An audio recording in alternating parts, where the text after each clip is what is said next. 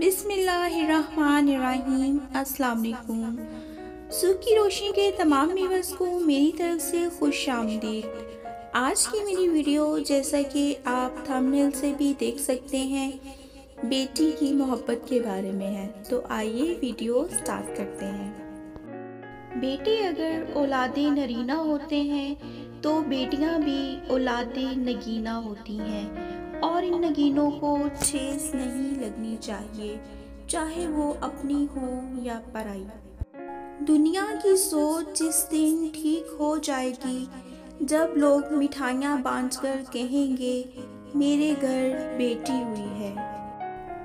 बेटे नेमत है और नेमतों का हिसाब लिया जाएगा। बेटियां रहमत हैं और रहमतों का कोई हिसाब नहीं होता। बेटियां सबके मुकद्दर में कहाँ होती हैं, जो घर खुदा को पसंद आए वहाँ होती हैं।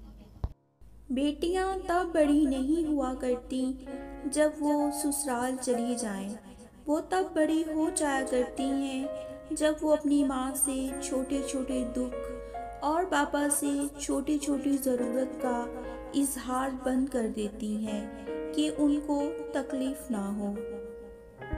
जी तो व्यूअर्स, अगर आपको मेरी वीडियो पसंद आई है तो लाइक एंड शेयर ज़रूर कीजिएगा और मेरे चैनल को सब्सक्राइब करना मत भूलिएगा। आपका बहुत बहुत शुक्रिया। अल्लाह हाफिज़।